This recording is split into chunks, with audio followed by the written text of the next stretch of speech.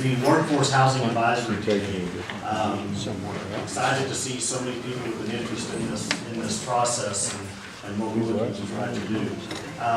First thing, of order is we need to approve the agenda. Motion? I make a motion to approve the agenda. Did you want to sit by your mom? All in favor? You're a big boy. Just so everybody knows, on the line are two of our committee members. That is James Russ and Clayton Allred are online on the phone, so you'll hear them from time to time while we're here. Second up, we need approval of the meeting minutes from the previous meeting. Second. A motion and a second. All in favor? Aye. No opposition, and the minutes will stand approved. So I first want to start out by saying what this committee was tasked to do when we were formed back in January. Our job was to take a plan that was done by the Village of Ruidoso previously in 2015 and look at that plan and there try to find a way to put it into action as an organization. And so that is what this committee was formed to do, and that's kind of what we've been working through up to this point. Looking at the different programs that are available to address the workforce housing shortage, and also look at a way that we can, what's the best way to proceed to address the housing shortage that we see in our workforce in the community. We understand that there's been a fair amount of information that has gone on outside of our committee meetings. A lot of that information has not been true or factual. So what we have done today is we have invited the Eastern New Mexico Housing Authority to kind of go over what the plan is again. And not the our plan so much, but really what the program is and what the stipulations are that are going to be built within the program. The way we're going to proceed today, just so everybody is aware, is we're going to follow the Village of Ruidoso, because I know there's several of you who have signed up to speak before the committee, and we're very pleased to allow you to do that. However, I do want to say, because of the number of people, there's a couple of things I would like to suggest. Number one, we want to follow the rules of the Village of Ruidoso for public meeting. Those rules, there's a variety of them, but to just kind of make them, summarize them quickly so you can understand what they are. Number one, you must either be a resident, a property owner, or a business owner within the Ruidoso, the Village of Ruidoso. Okay? Number two, you will also need to state your name and your address for the record at the beginning when you come up to speak. The comments must be relative to the discussion of workforce housing and what's going on today. Comments will be limited to 5 minutes, and you will not allow to come back up and have to add comments after you have your first chance to talk. So you'll be allowed one time to come before the committee, give your talk, and you have 5 minutes to do that during that time. Violators will be asked to leave. You will be given a warning, and when I say violators, that is inappropriate comments from the field or different things like that, personal comments about anybody, whether that be village council members, this council. You'll be given one warning. If that continues on, then I will ask the chief of police to remove you from the meeting. Okay? The presenter will present, and there won't be anybody else talking while the presenter talks. The presenter will present, they will give their 5 minutes worth of talk if that's what they choose to use, and then at that time the next person will be asked to make a presentation at that point too. And I think that's mostly everything in relation to that. So, you know, any comments on that from the board? No? Zach, do you have anything? Is that before we start this meeting, though, as we can tell, obviously, by the number of people that are present in this room, there is a lot of concern and a lot of thought that we are looking into this, that the community has put into this meeting. As a result of that, I'm going to ask my council, my advisory board, if you would be willing to entertain a motion that we will not submit a recommendation to the Village of Ruidoso until January of 2019. This is James Russ. I would like to make that motion, definitely. Do we have a second for that? I'll second. We have a motion and a second before the advisory board. All in favor? Aye. Any opposition? Aye. Okay, there's no opposition to that, so please understand, first off, I know that there was a belief that this committee was going to give a recommendation immediately and submit that to the council, but this council has revised our original plan. We will not be doing that until January 19th, okay? All right, and that's to allow further study and also to get more public input as we go forward as an organization, so. Okay, Bradford? Yes, sir. All right. So with that, we will move forward and we'll go into the presentation by the Eastern New Mexico Housing Authority. We have Chris Herbert here and Cesar Rico, who have presented before this council before in our public meetings, but we felt it's important for them to go over what the parameters of the program are, who are the people that we're looking at trying to serve through this program, and give us just an overview of what we're looking at. So I'll turn it over to you. My name is Chris Herbert. I'm the Executive Director of the Eastern Regional Housing Authority. And our purpose here today is to go over the tax credit program, how it works, and how it might apply to. Yeah, Chris, why don't y'all turn and actually present to the public this time instead of us. We'll be fine. We're close in here. And if you put the microphone up so that I'm closer, so that they'll come through, that would be terrific. Again, I'm Chris Herbert. And what we're going to try to do today is go over the tax credit program and how it works, how it functions, and who it serves. The Housing Authority exists. We cover 12 counties on the eastern side of the state. We do, part of our job is to help cities and communities both with the affordable housing plan and then also with development. The affordable housing plan that you all have made, I believe was in 2015. One of the key points to that is of interest that I think is pretty salient in our conversation today is going to be the need. The projected goal, or the projected needs in your community, as of page 65 of the Ruidoso Affordable Housing Plan, talk about the need for rental housing for 305 units. 1 bedroom and 2 bedrooms up to 60% of the area median income, 160 units of those units. So that's a part of what moves this process forward. I'm going to turn it over to Cesar Marinko, who is my development director, to talk about the tax credit program and how it functions. Well, good afternoon, everyone. I'm just so glad to be here with you and kind of share this information on this program. So the primary manner in which rental multifamily development in the United States is created is through the low-income housing tax credit program. This is a program that was established in 1986 and is section 42 of the IRS code. And the way that this program works is it encourages private investment into affordable and workforce housing. And so a investor provides money to a development and they get a dollar for dollar tax break on their federal tax liability.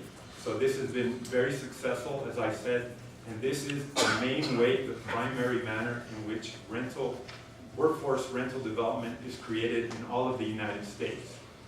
The agency, each state has an agency that is responsible to manage, administer the program. In this state, it is the New Mexico Mortgage Finance Authority, and they develop rules on how they are going to administer the program and different priorities. A lot of the priorities are similar across the board from state to state, but each state has a little bit of leeway to kind of tailor their requirements to their specific population in their state. There are two kinds of tax credits that you can get for a project, that you can receive for a project. There's a 4% and there is a 9%. A 4% tax credit provides less funds for a project to be developed and is not competitive. I think for purposes of Ruidoso, what we're really looking at, if the town is interested, is in the competitive, the 9% tax credit. And let me explain a little bit more about what this 9% tax credit means. So I'll give you a simple example. So if there is a development in which the total development budget is $10 million, approximately 70% or $7 million, $6 to $7 million can come in through the tax credit program to develop that project. And it's not a loan, it's money that is provided by investors that do this type of work, provided to a project. They get their tax break. We have to follow, or a developer has to follow certain requirements. We have to serve households that are a certain income level, and the income levels are posted up here. They have to serve families at the 60% area median income or below. So very important. We're serving families that work and have an income, but their income is maybe at the $9, $10 per hour range. Okay, and we can do different types of development where we're serving a certain percentage of the project can be under that 60% area median income.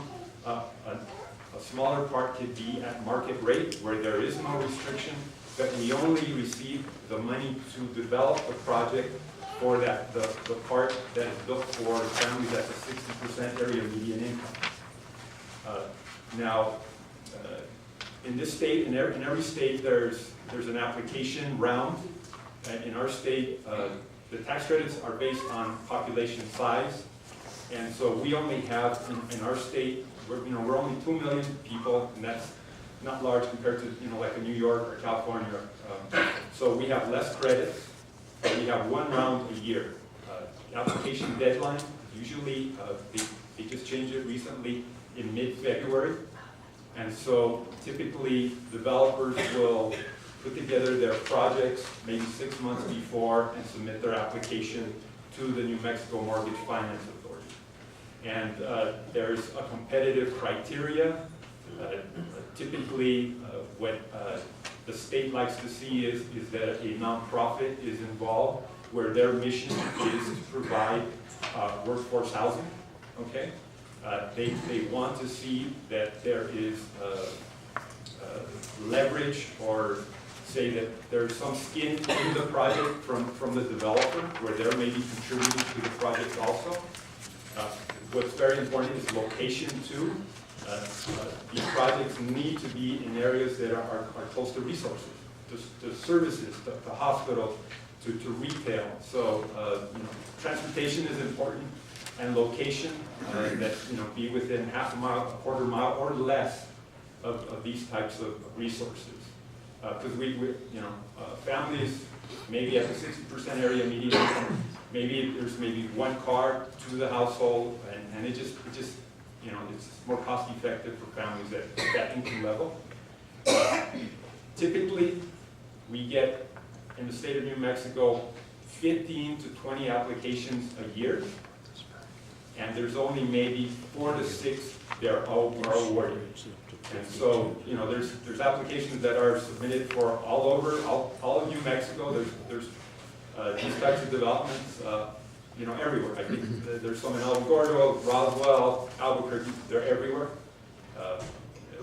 Depending kind of what city or municipality you're in, there's different kind of resources that the municipality has maybe put together, such as Ruidoso, to kind of assist with that workforce kind of application process. What else? Basically, I just want to my last statement is that this is the primary way that tax credits are developed. If Ruidoso were to move forward with a project, whether it's with the housing authority or with another developer, it would be a participatory process where the developer would be working with the community to identify a site where the project is going to go, and the design, work with the community to make sure the design fits. And basically it's, these types of projects, it's what I call it is there's like a whole team. So it could be from the city, to the Housing Authority, to the state of New Mexico, to a lot of different stakeholders in the project. And with that, I'll end. A couple things in regards to, and I forgot to mention this in regards to the affordable housing plan. Why the affordable housing plan exists is that cities that wish to participate in the creation of affordable housing are required to develop a plan and then pass an ordinance to go along with it to meet the Affordable Housing Act, which is passed by the state.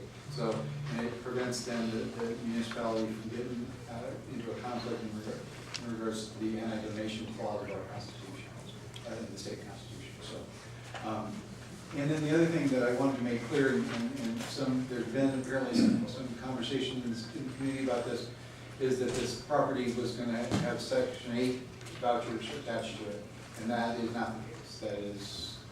That is not been discussed in this, and you don't have to take my word for that. You can call the Albuquerque Medfield office and verify that that's not the case. The other thing is to remember is that what we're talking about with tax credit projects is you income qualify at the very beginning of your residency, meaning that you have to meet that 60% of the year you need. You then don't ever have to do that again. So it encourages people that are working to work more, to get better jobs, those kind of things, and it allows them the opportunity, particularly, to then begin to save money so that they can hopefully buy a home in the community. So that's one of the keys to the tax credit program. So I think we can end with that. And thank you all for listening to us today. Thank you, Chris. Thank you, Caesar. We appreciate that. The next item on the agenda is consideration of the Midtown Commons lot for workforce housing update and discussion. Bradford, do you have anything additional to bring on that? Yes, I think, Mr. Chairman, we'll just give just a quick overview here before we move on to timeframes, public engagement, and then further comment. But as you're aware, certainly with the motion that was made today, this is part of our first sort of conceptual review of potential location at Midtown Commons. Again, this is the site that's about 3.5 acres that's owned by the village at Chase, Wingfield, and Grindstone Road. And again, this purchase, you're aware that has been built and constructed. I'm sorry, it's been constructed into a parking lot for public parking. That was one of the primary drives for that property. But however, it is zoned C2 community commercial, and so it is one of the village-owned properties that. Again, we're starting that evaluation process, and again, we'll continue to do so over the next several months per the board's recommendation, and I think with council's support. Part of this, though, is to evaluate for this particular project for the tax credit program that Mr. Herbert and Mr. Marinko had just explained to you. And I do want to emphasize, too, and the board is very well aware, and I think council as well, the affordable housing plan does call for several different tools to be utilized to pursue workforce housing in several different capacities in different areas throughout the village.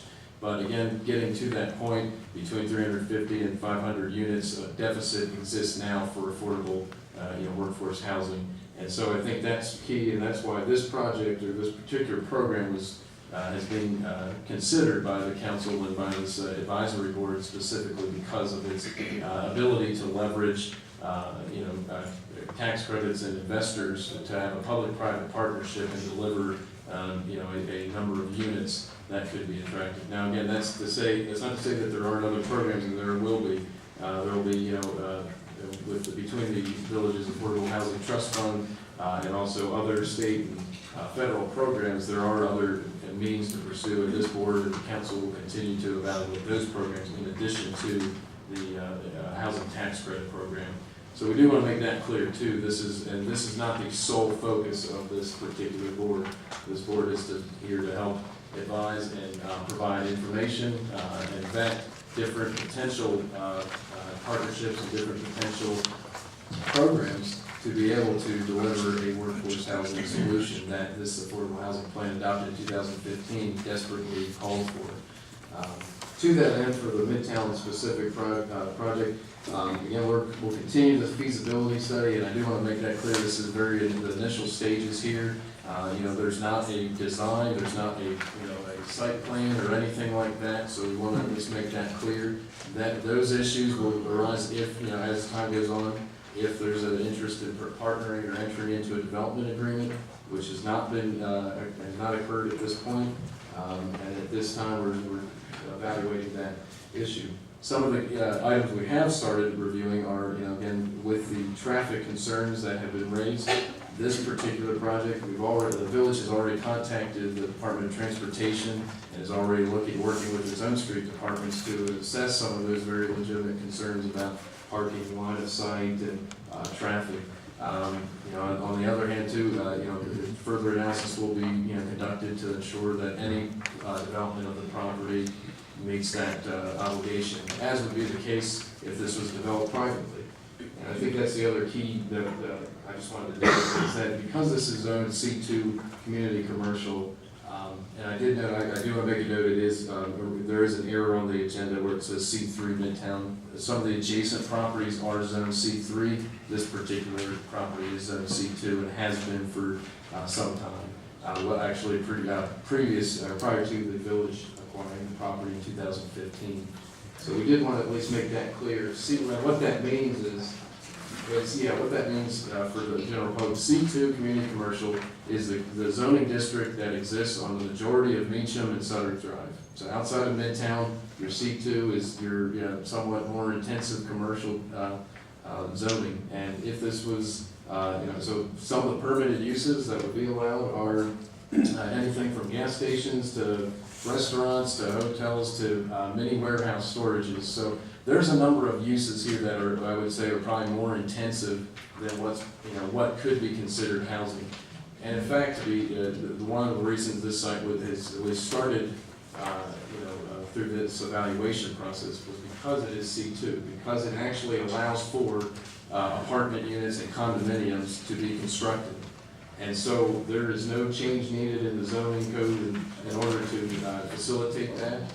And typically, if this was a private development, if the developer approached us, as has been the case in the past, they would simply need to provide a proposal site plan, and there would be a public hearing before the planning commission.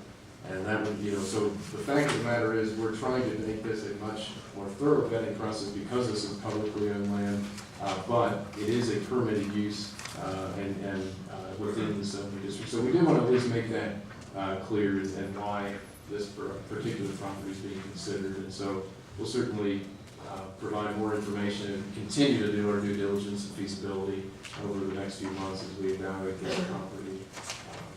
And we'll certainly entertain it. And I think I did want to also reference, we do have the housing fact sheet there for reference that kind of does a good job of walking through sort of the process, how this discussion on workforce housing has evolved, just how many years this has been in the making in terms of evaluating and identifying these needs. So I encourage anyone after the meeting to please pick up the affordable housing plan and also the housing fact sheet and other materials that are provided up on the front table if you have not done so already. Thank you, Bradford, appreciate that.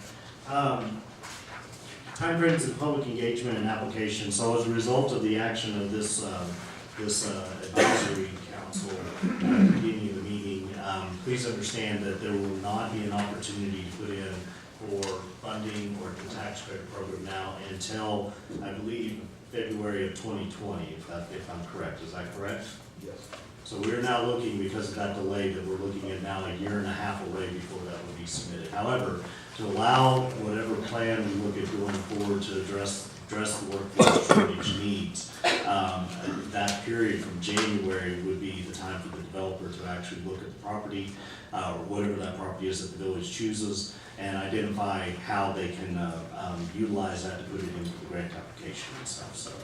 So I just want everybody to know that that action actually delayed this until February of 2020, just so everybody here knows that.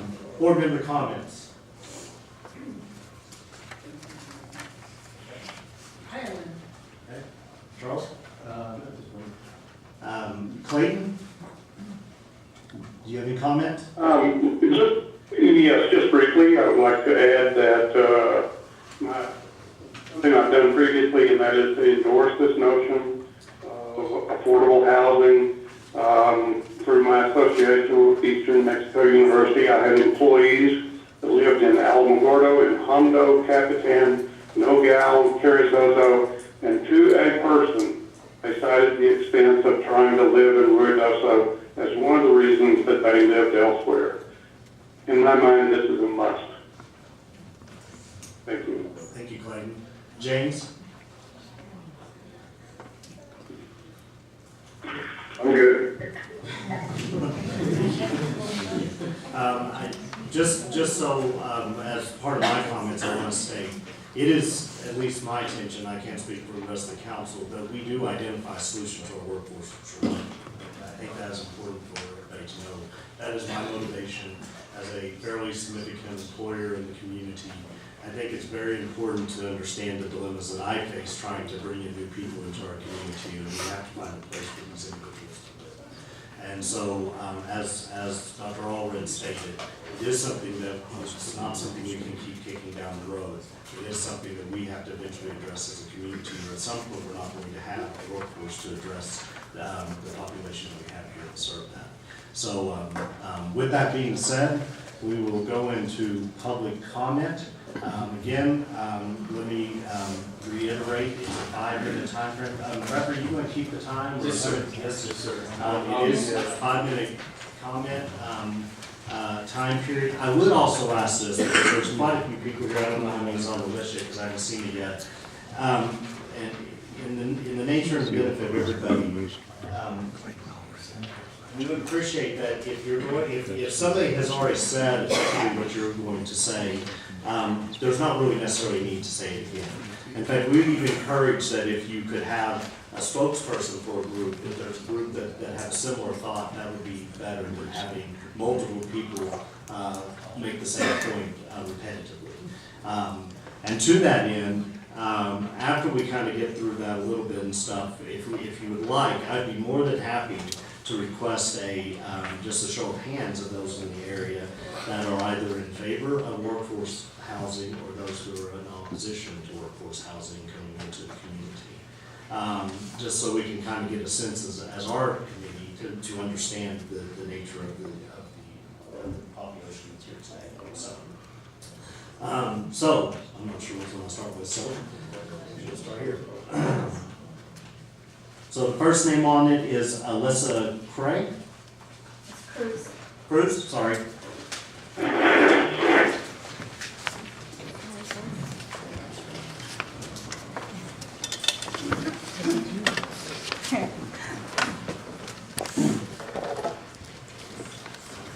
So my name's Elisa Cruz.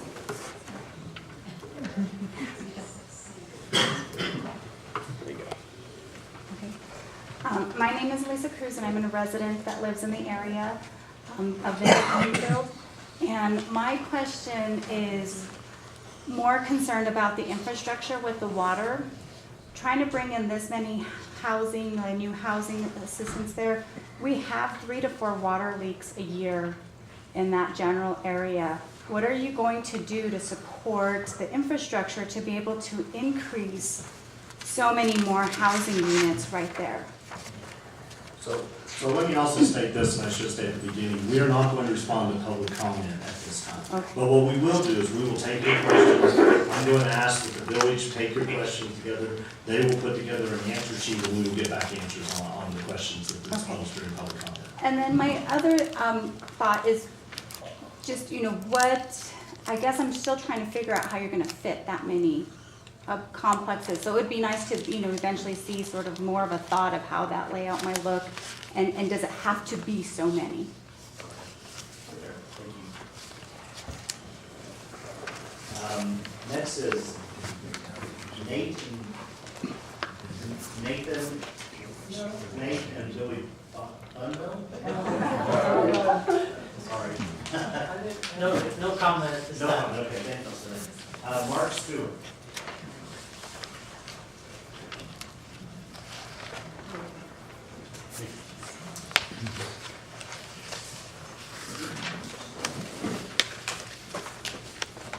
Mark Stewart. I have property here in the village of Ruidoso.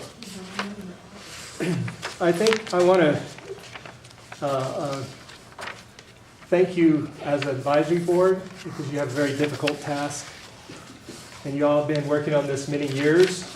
And I think the folks that have come out here today appreciate that your first action there to put the brakes on this and to come to appreciate that there is a lot of interested people here and have a lot of different talent and ideas to share in this endeavor to help you as an advisory board in this difficult task. I've lived here 42 years, and like Dr. Allred said, the folks have to live and work here. Sometimes you cannot live right in the area of Ruidoso. I've lived in Captan, in the county. I've worked 3 or 4 jobs to live here, save up money, and to buy into our place that we love to live, the mountains. And most of us live here because we love it here, not because of the prosperity or anything in particular, but just the quality of life. But what we found in my 42 years is we've grown and grown and grown, and we have failed to look too far down the road. We outgrew our wastewater treatment plant. We, in our zeal for bringing developers and folks that want to invest in our community, we have the airport at one time, which has now been developed by an outside investor, and we have a hotel and a beautiful golf course to promote our area and for people to come here. So your jobs are very hard, and we appreciate you as advisors. And our restlessness has been healthy for us. It's been, your first initial statement has been showing your good faith. And as you bring what you're gathering your ideas to bring to our village council and the mayor are in, I know the zeal and their motives are good in the council. And there's a lot of ugly rumors that take place sometimes when we become incivil with one another. And that's out of our passion or our ignorance of one another. I know I was ignorant about the whole thing until I read this Village of Ruidoso plan. And I may encourage everyone here, this is an affordable plan. This has not just been an upstart, great idea, let's put some units on this beautiful piece of 4 acres. That's what I learned from this. And I hope all of us, we came out and we learned this. This is what I've learned. We may philosophically, I know you have a question that you're going to ask us about whether we are for affordable housing or not. I think that's an inappropriate question to this audience because those are philosophical debates. We as a community need something. We are a tourist town. We have gambling, we have horse racing, we have skiing. Our industry attracts the mountain bikers, the trails. We have all this beautiful place to play. But I think for today and what you have so gracefully done in your first motion is we need to stop and look at the location. And I counted, we're here because of the location. Philosophically, I don't know where everyone is on the affordable housing, because there is a lot of different ideas on how to obtain that. My background is I worked 3 or 4 jobs to finally become a property owner. And that was my way I got there. I know other people need help getting up, and I'm not opposed to that. And we're not compassionate people, wherever we are politically or philosophically. This room's not full of that. I counted on the village property up there. I think it's the blue. Does that represent all the village property that is owned? Would that be correct? Yes. And I just estimately, on my little map, it was so small I couldn't count, but I count like 25 to 30 pieces of property that the village owned. Is that about right, you think? Yeah. Okay. And I've lived here, like I said, many years, and I've driven around and walked on a lot of this property.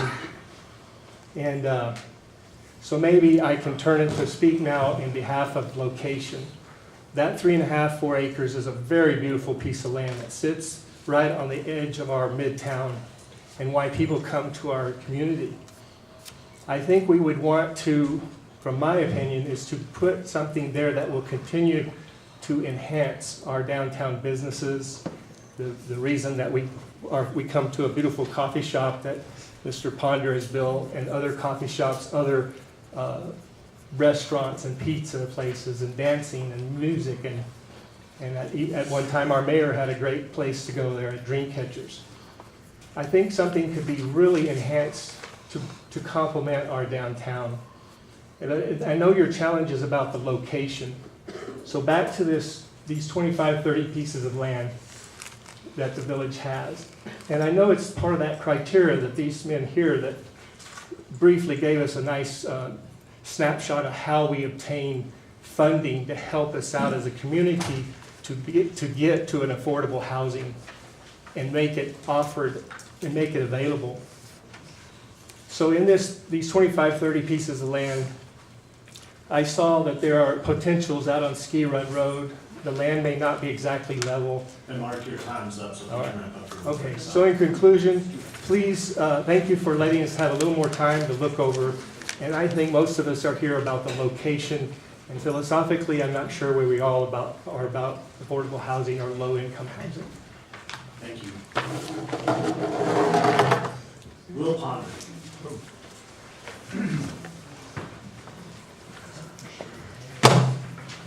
My name is Will Ponder, and my wife Rebecca and I own Sacred Grounds, and we also own several other pieces of property in and around Ruidoso. And I'm going to turn my timer on here so I won't go over the 5.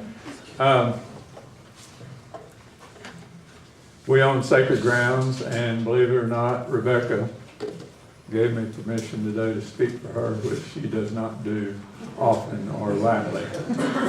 So what I say today is, number one, we are 100% for affordable workforce housing.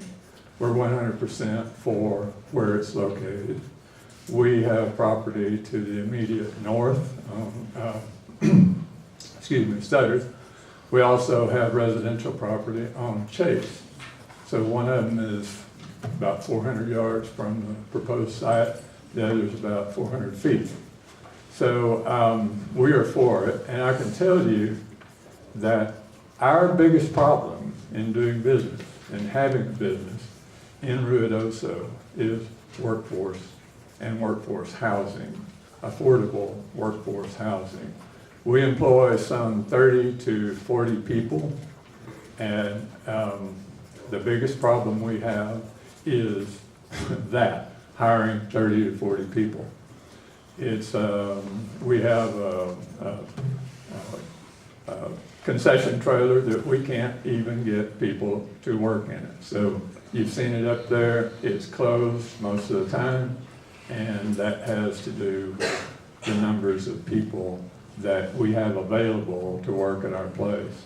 A lot of the people who would be appropriate for this project, we hire. We would materially benefit from a project this close. I don't have any problem about the suspected or projected decrease in property value. We have invested literally millions in our site on Sutters. We intend to keep investing, and in fact we've just bought Circle J Barbecue, which we will be operating in as a part of Sacred Grounds. We also are majority owners in a distillery, and we have bartenders, so these are not low-paying, some of them are low-paying entry-level jobs. We contribute quite a bit of income to the Ruidoso community, and again, we are 100% for this project in its present location. Thank you, sir. Joe Coakley.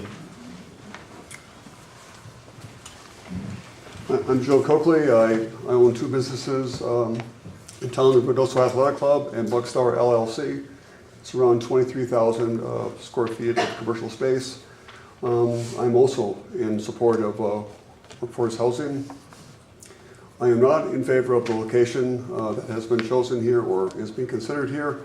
I really feel that this space should be used for recreation, something to bring people to Midtown. I'm very excited about Linfield Park. The Parks and Rec people have done a great job. Last weekend is a great example of what happened. We brought people to Midtown.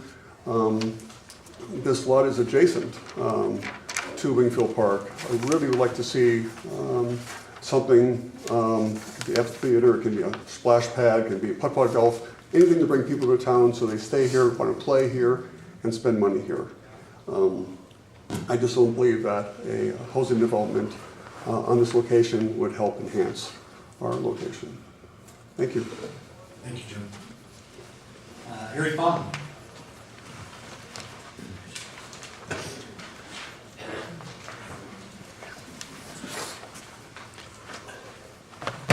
I'm Eric Vaughn. I have several businesses here in Ruidoso, 3 specifically in Midtown. And I also am all in favor for workforce housing, true workforce housing. My opposition is the location. This is a prime piece of commercial real estate in our downtown district. There's very few properties in Lincoln County that go for $200,000 an acre. I think that the allocation of this land has a higher and better use. I agree with what some of the others have said is commerce is what's attracting people to Ruidoso. Jasper Riddle, he just got Business of the Year for the state of New Mexico. He has 60 employees, and he is attracting commerce. He is attracting other people into Ruidoso, and the more we improve our community, our workforce, I feel, will naturally improve itself. I'm reading here in the applicant resident information sheet here. The way I understand it from several council members and committee members is that there's no vouchers, but right here in this document it says assistantships, unemployment will be considered for income on this property. And I understand it as everyone has to be gainfully employed to live in this property if it goes through, and I just wish that there would be some clarity on that. But everyone's supposed to be gainfully employed, and primarily it's just my opposition. It's not the highest and best use.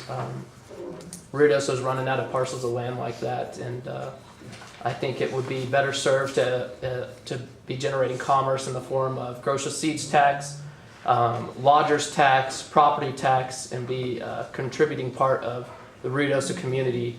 The village taxpayers paid a great deal for that property, and I think our representation needs to show that and be respectful of that and how we choose what we do with our properties. Thank you, Aaron. Sean Seymour.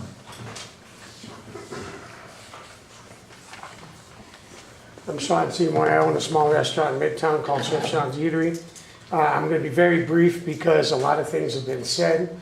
My wife and I are completely for workforce housing. We are very opposed to where it's located. Somebody mentioned the infrastructure a little bit ago, and that's true about the water and all that. The other thing that needs to be addressed is in Midtown, the main trunk line for the sewer is now bubbling up when it wants to bubble up, so this is going to create that much more of a problem on its way down to where it's got to go. 2 times last summer, it came through the manhole at 6 inches like this, and people were walking through this in cars, and it was just bad. And so I think that there's got to be a lot of study on this piece of property, whether I'm opposed to it being there or not, and how much money it's going to take to fix up the area just to let this happen. The last thing I want to say is we have a small eclectic community. It's beautiful. We're kind of Red River-ish, blah, blah, blah, kind of a little bit old country. Most of our businesses downtown have tin on them and everything. What I'm seeing in this packet from the Chelsea Group or whatnot are these brand new 2020 style buildings that just, it's aesthetically unappealing to the eye, I believe. Thank you very much.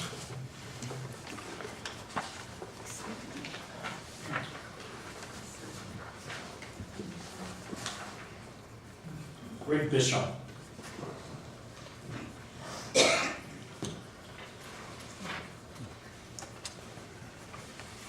Yes, I'm Greg Bischoff at 107 Woodland Drive. I represent a group of second homeowners, and we are very concerned. I know my house as well as other houses. I own my house for 15 years. And my house, as well as most of the other owners, are within a quarter of a mile of this property. This is going to kill our property values. This is not going to improve property values at all. And a lot of my other comments have been addressed. I've talked to a couple of realtors about disclosures.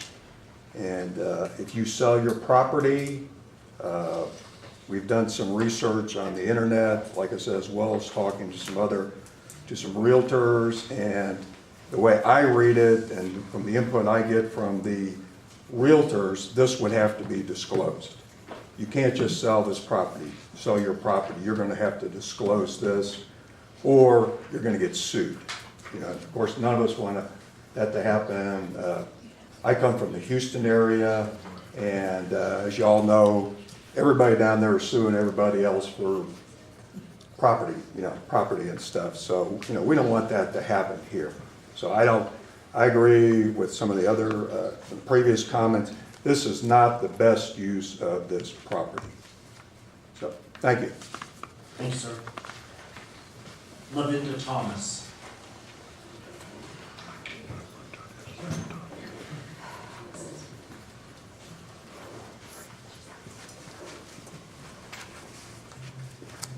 Hi, I'm Lorinda Thomas. I'm actually a resident off of Wingfield. I'm sorry, you guys, this is like my worst nightmare on the face of the planet, talking to public, okay? So, please excuse me. I do have several questions, several things that have not actually been addressed. I personally would still like to know what is due on the property. We know that this piece... Say that again, I'm sorry. What was due on the property, it was purchased, but the funds weren't all there, so we'd like to know what the village is paying the village in order to pay this back. I'd also like to know what the trust fund balance is, because a trust fund was started for this. I know that some of the proceeds from Grindstone Canyon Resort, when that was sold, went towards it. I have questions for Caesar and Chris. If it's possible to talk to them afterwards, that would be great. One being, what is the guarantee that this will not be changed in the future to Section 8?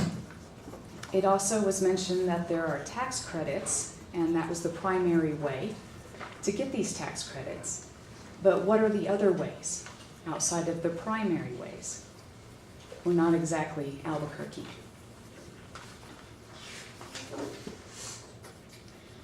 I'm also interested in, this is a community issue. Most of us work multiple jobs. That's a given. So since it is a community issue, why does the community not vote on this and we get some funds for it? We're able to vote for the hospital, right? Why can't we vote for our own? I also have a question, why this piece of property could not be sold so multiple pieces of property could be purchased all over the place so more units could go in. It doesn't make sense. It could be used so more efficiently, much more efficiently.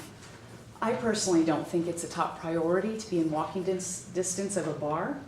I think it's more important to be in walking distance of a daycare, grocery store, things of necessity.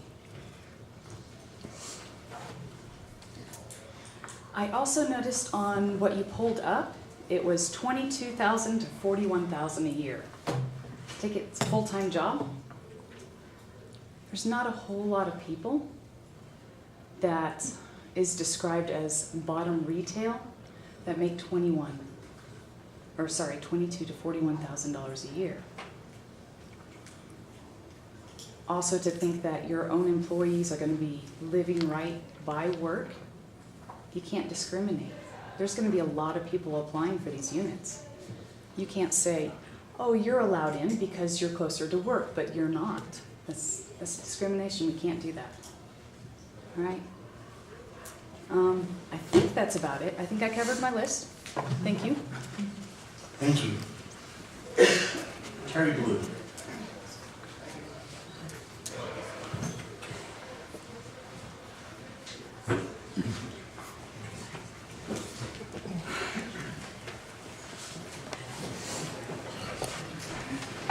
Okay, I'm Terry Blue, General Manager at Hotel Ruidoso. I'm here representing Hotel Ruidoso, the owner and the owner of Comfort Inn, same owner. Nobody within my group, my organization, is against workforce or affordable housing. We understand it's a need, as do I think everyone in this room. The problem is the location. It's been said before, but it's definitely not the highest and best use of that piece of property. I would like to ask, if I can get an answer after the fact, if this property is for sale.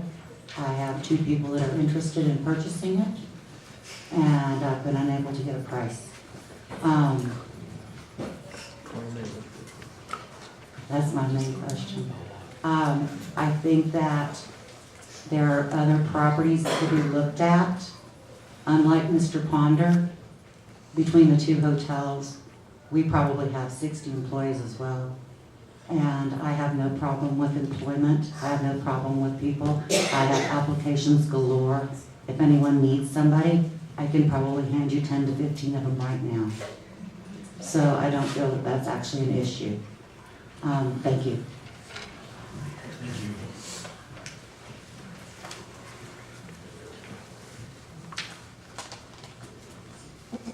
Barbara Giesick. I'm sorry if I'm butchering these names, so I just want to apologize. I'm trying my best. And I'm sure you would butcher mine too, because Overhugh's not easy to say, so I'm going to butcher mine as well. So. I'm used to it. Me too. My main question is infrastructure for that whole area. The road, Grindstone, Wingfield, Chase, all of those are going to need a great deal of modification. Right now, the traffic on Grindstone it's always a constant issue of speed on that, and you add more traffic to that thoroughfare. The congestion is phenomenal, particularly on holiday weekends. I see before anything like this can take place, I'd like to know what it's going to cost the village to improve Wingfield Street, Grindstone, Chase, and everything that surrounds that area.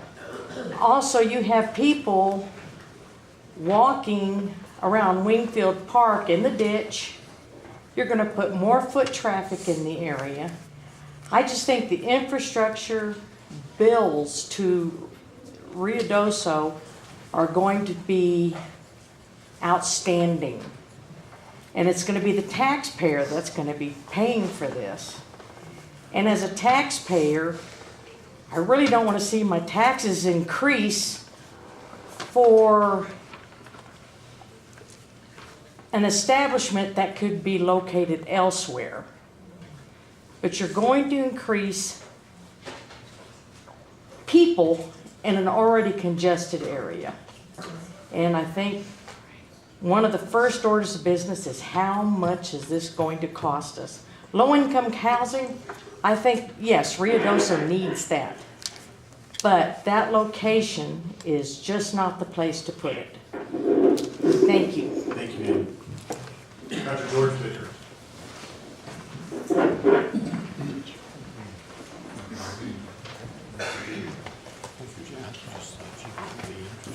Mr. Chair, members of the council and the committee, Dr. George Bickert, Superintendent of Ruidoso Schools, one of the larger employers in the district, resident of Ruidoso. First, I want to say thank you all for taking on this monumental task. The schools from the beginning, when the plan was established, fully support workforce housing. We appreciate what you're doing. Where our properties are, we cannot and do not have a say in terms of the location because we do not have property near where this is proposed, but we fully support workforce housing. A first-year teacher out of college next year will earn $36,000. This housing is perfect to bring young people in as teachers to our district and to our community and grow them once they're here so that they will stay here. So, thank you. Thank you, sir. Lisa Sager. Was it Sager? Yes, sir. Sager, sorry. Sager. I guess I need glasses too on top of my abilities. So you can see. I'm only used to speaking to crowds of children, so. I'm a homeowner here since 2003. I have a very small trailer on a tiny little lot behind the college. And I worked so hard and struggled and prayed hard to get that place to raise my children in because I grew up in apartment complexes. A child growing up in an apartment complex has not even a piece of porch to call their own. They don't have a tree to call their own or a rock. And most of the time they can't go outside and play because it's not safe. No matter how beautiful these places start out at, they go downhill quick. And if you're a teenager, you're up against a lot of negative influence. So, I couldn't have made it without low-income housing, but I'm a Head Start teacher, and I work at Thriftway, and I work at a place down in Midtown, and I still struggle to make it. But, oh yeah, and these children, they can't even have a pet most of the time. And it's very important to the creativity of a growing mind to be able to create and have a place for the adventure to begin. And when you throw 300 to 500 families into a big pink adobe box, by the way, this is not Las Cruces and we don't like the look of them, you're not going to get a real developed mind out of your children. So the type of structure that you're talking about is really not good to grow a child in. A place like Cherokee Village is a very beautiful low-income housing to grow up in. A place like Camelot is very unsafe. I knew that young lady who got shot answering her door one night, and no one ever found out who did it. I had a friend that was visiting friends there. She got attacked and taken advantage of by 4 men. It is not safe to build more and more apartments. And I would never vote for anything like that. So I urge you to consider some other type of development for low-income families. And I could never qualify for that price anyway. I don't make that much, the price that they're talking about.